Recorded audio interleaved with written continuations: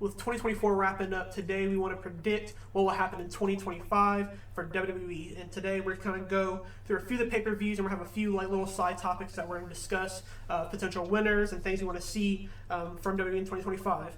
We're going to start off kind of in order, and we're going to go with the Royal Rumble. So who do you think is going to be the men's and women's Royal Rumble winners? So for 2025, I'm going to try to make a lot of fan favorite type of picks, I guess, where it's like kind of the fans get the big payouts for the people they want to win.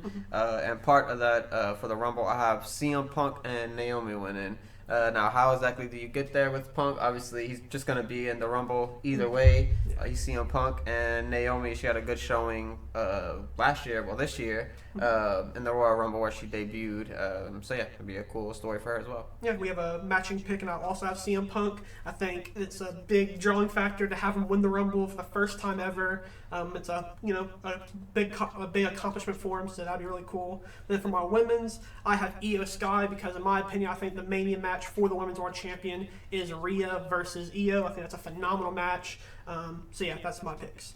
Let's go on to Elimination Chamber now. So this could be other World Champion match. But what do you have?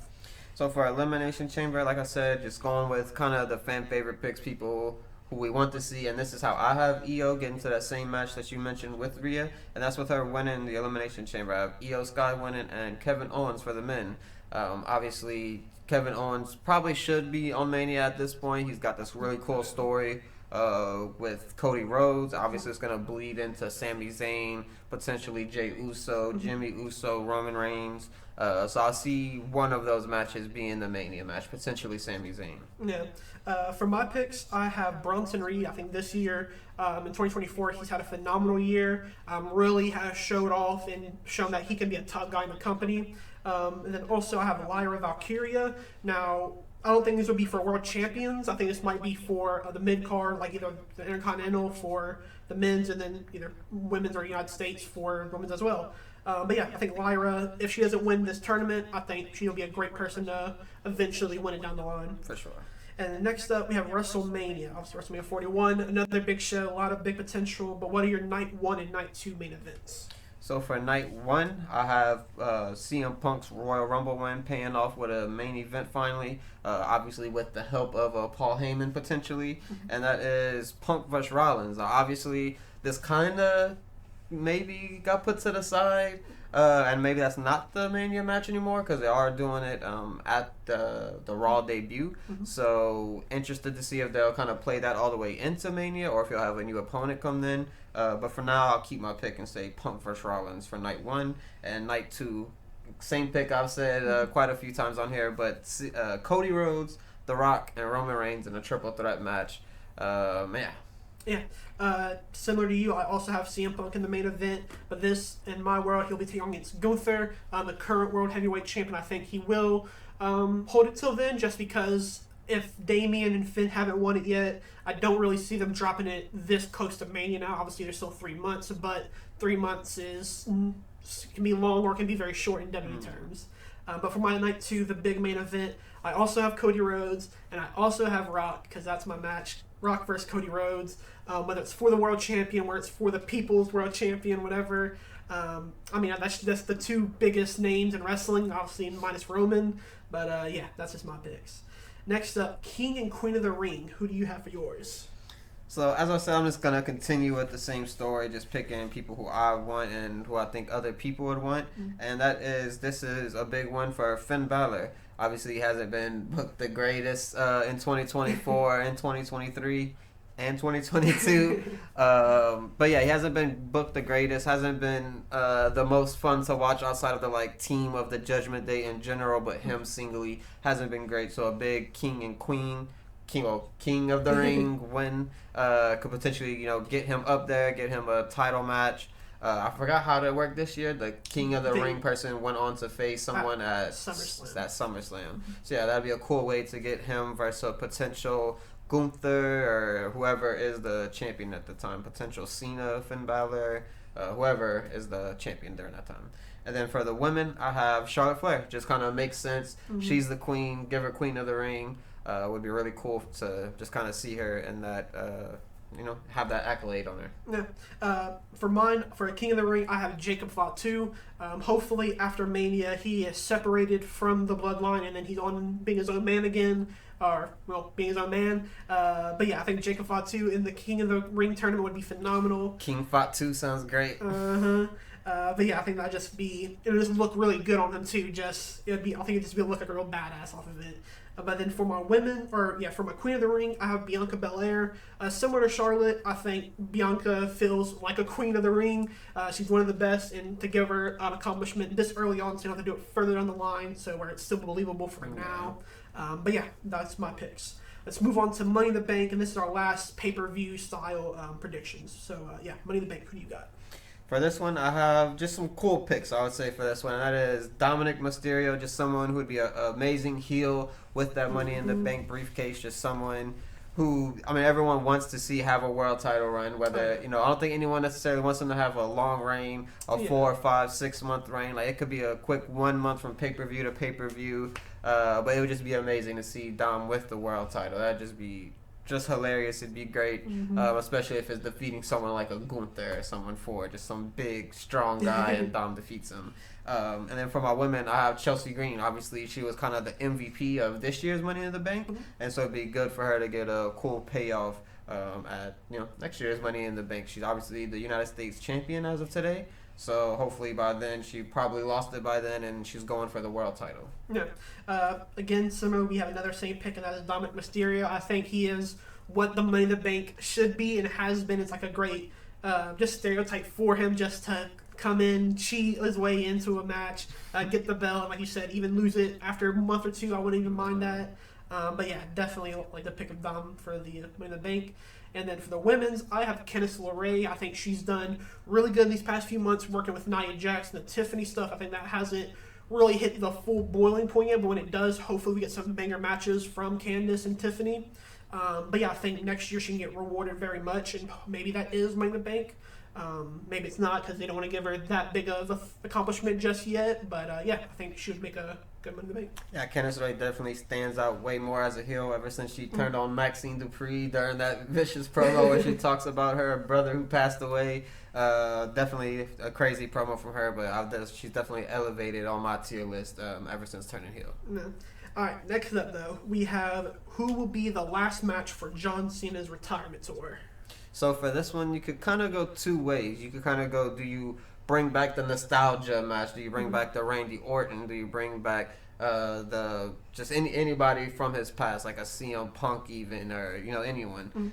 Or do you go with the younger talent to take them out, put them over, and help build them up, like a potential Braun Breaker, which is who I have for my pick. I have Braun Breaker retiring John Cena right now. How realistic is that? I'm not too sure, because I definitely might lean more towards the nostalgia act being his last match, not because that's what I want, but that's what I think WWE will do. But what I want is Braun Breaker, so I'm going to say that. Yeah, I kind of did a similar thing to you, where a younger guy who is supposed to be propelled as one of the best in the company, and for me that is Gunther. I think he would make a perfect heel for John Cena. He's everything that, or John Cena's everything that Gunther doesn't like about professional wrestling. He even has said that era of John Cena being the top guy, he hated WWE at the time. But yeah, I think Gunther would just be a total badass if he were to win that match. Obviously, he's a crazy heel for that.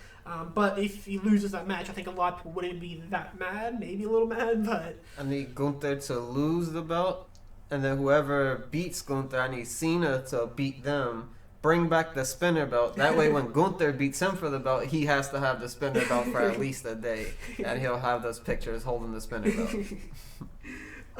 Next up, we have returning pay-per-views. Now, obviously, this year I don't necessarily think we got one. However, I did get Bad Blood this year. But what pay-per-view do you think will get returning? Yeah, I'm going to go with the easy one. We had it last year, didn't have it this year, and that's Payback. So in 2025, maybe that's the October pay-per-view instead of Bad Blood. Yeah. For me, I personally just don't think we're going to get one.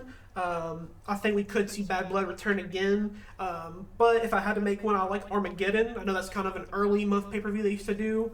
Or obviously Judgment Day is a really fun pay-per-view, but now that you have a group called the Judgment Day, probably don't want to do that. But yeah. All right, next up though, obviously after Stand and Deliver WrestleMania. We're going to have some NXT call-ups. Give me 3 of your NXT call-ups. So I have kind of 2 easy ones and then one maybe not so much. But I have Roxanne Perez, the current NXT Women's Champion, potentially going to be losing at New Year's Evil soon, so that'll be a good kind of segue to get her to the main roster. And the exact same thing for my next person, which is Trick Williams, NXT champion right now, potentially losing at New Year's Evil and could be called up at any moment from there on. But my third person, my kind of out of nowhere pick sort of, is Stephanie Vaquer. I just think she's the most kind of advanced person on there. I think she wrestles the best, I would say. Obviously, there's kind of like a language barrier still going on. She's not perfect with her English, but she is getting better, as well as Julia. But yeah, I think Stephanie Vaquer is just kind of that little bit better than what Julia is, like a little bit more ready. So I think she'll be a good call-up. Yeah, like you said, I picked the 2 easy ones as well, Roxanne and Trick. After they both lose the belts, they kind of accomplish everything in the division, so there's not much left. But for my third one, I did have Ethan Page. It kind of felt like we were getting there after Deadline, where he loses the match. He's very down on himself. But I'm glad they're having him ramp back up into a bigger heel. So when he is on their main roster, it's a big deal. But yeah, I think he's already ready. However, they're going to give him a little bit more time between now and probably either Rumble I can see him showing up, or when they actually do the actual draft itself. So, yeah, I think those are pretty good picks. Next up, though, 3 people who you think will win championships in 2025. So for my first one is someone who's never held singles gold, at least that I remember, and that is Kairi Sane. She's just really good in the ring. Haven't really seen her in singles action much at all, and then we are finally about to see her in singles action, but she got taken out of the tournament, unfortunately. So this will be delayed for at least a little while, but I do think she'll win gold at some point, in particular probably the Intercontinental Champion, being that she's on Raw right now. But after that, I have Carmelo Hayes. He's just someone who I think really just did really good this year to kind of set himself up for 2025 to be it's kind of a spoiler for one of our next ones, but a breakout of 2025. He kind of has a really good setup, and I think he could win gold. United States belt on him would look amazing. He's a great heel. He can be a great face as well. Potentially Trick coming into the main roster could kind of be a great feud for him to kind of spend a lot of time with. And then my last one is... sorry, I got lost. Finn Balor. But Finn Balor is my last one. Just someone who I've been wanting to win a title. Everyone's been wanting to win a title. Now, which title is that? I'm not exactly sure. Maybe you move him to SmackDown, put him in the United States picture. I don't unfortunately see him winning a world title right now, but that's just kind of how WWE is right now. The top end talent is just so deep right now. Yeah, for me, I have Zelina Vega. Originally, before we had these new women's mid-card titles, it's kind of hard to say that she would be a world champion just because there's so many top-end women right now in WWE. I think now with those, I think she would be a perfect transition champion, whoever, or not transitional champion, but the next person in line for those champions. And yeah, I think a lot of people would just love that for her because she's somebody who seems like she's pretty well loved by the crowds. Next up is Sheamus. I think more so just the Intercontinental Champion to finally get that finish off, all the accolades that he hasn't won yet. So I think that'll just be a cool thing for him. But then my last one, the guy who won the Elimination Chamber, and that is Bronson Reed. I just think he's one of the most dominant guys just by nature, just looking at him and stuff. So I think to keep that on, make him a world champion, potentially world heavyweight champion if anything. And yeah, I think he'll just be really good at that role of being a big dominant guy. Yeah. But next up, let's go to 3 breakout stars. And who do you have? I was already mentioned him a minute ago, but Carmelo Hayes is one. Like I said, he just kind of set himself up in 2024 to have a good 2025. He had good matches that kind of left people wanting more after his kind of feud with Andrade and his match with Andrade and LA Knight for the title. That he really showed off and impressed people. They had the best match of the night potentially on Crown Jewel. But yeah, they did really good, and I think people are expecting big things of him in 2025. So if he could pay that off, win gold, and yeah, I think that'd be amazing for him. And then after that, I have Roxanne Perez. Obviously, she's already a star in NXT, but there's kind of like a not too much of a turnover between NXT and the main roster sometimes. Obviously, people will know the name and know who she is and whatnot. but sometimes they aren't like as excited as maybe they should be. But yeah, I think Roxanne Perez could have a big breakout year. She could definitely be somebody who even comes in and wins the Rumble. Could definitely see that happening. But yeah, she's amazing. She's gonna be great. But for the final one, I have Candice LeRae. You mentioned her earlier, and I did as well. So I think this will be a good year for her. She's been a great heel. She's doing this tag team currently with Nia Jax. I think that could potentially lead to gold there with her in the tag team division. But yeah, Candice LeRae, she's great. Bayley loves her. She kind of helped her get into this kind of picture, bringing her in with Nia Jax and all that. So it's really cool to kind of see her get the spotlight finally. Yeah. For me, for my breakout start, I have B-Fab. I think she had a really good match in this Women's United States tournament, and it seemed like even backstage people were like really hyped for her. I know people have been kind of like picking her to try to get more opportunities on the main show and stuff. And I think Triple H kind of seen that and might actually give her opportunities. My next one is Dragon Lee. I think he's just one of the best wrestlers on the WWE roster. However, is stuck not even in the mid card because he's not even on every show anymore. He's kind of once every month maybe. And then my last one, I got on NXT, and that's Saquon Sugars, aka Lucky Ali. He had a very good indie run when he got to NXT. He kind of got injured fairly quick, but now hopefully when he gets back from his injury, he's a top guy there because he has history with somebody like Javon Evans, who is kind of slowly building as like top guy on NXT right now. And yeah, I think he has a really good character. I think he can make a really big impact for another guy to be a contender on the kind of less or lackluster men's side of the NXT side. So yeah, this is my picks. Next up though, in our last one, 3 free agent signings you think will happen. So I have 2 easy ones and one not so much of an easy one. But I have Ricky Starks. Obviously, he's becoming a free agent sometime in the summer, I believe it is. So I guess you kind of look forward to him around that time. But yeah, that would be a really cool one. A lot of people are anticipating that one, so it's not too crazy of a pick. But my next one is Danhausen. Now he just returned in Ring of Honor, which potentially shows maybe he kind of mended fences with Tony Khan or something, and maybe they're back in a working relationship again. So maybe he'll kind of stay there. But it'd be really cool to see him in WWE more so in the NXT side of things. I think he could be a really cool just character to put on and off camera, backstage gimmicks, just really cool stuff like that. Before my final one, I have Kylie Ray. She's been someone who I've been watching on the independent scene for quite a while. She just got WWE ID'd, or however you would say it, but she got ID'd by the WWE basically. She's been really good. She wrestles in all the indie companies. She's a workhorse. She literally is on every card every week. So yeah, I look forward to seeing her, whether she goes to AEW, WWE, or wherever she goes.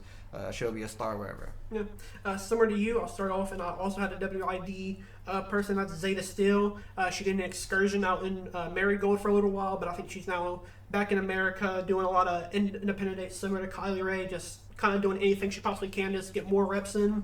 Then another person I have is a kind of return, but that is Miro or Rusev. I think now that he's kind of done with AEW, I'm pretty sure. I think it'd just be nice have him back on main roster.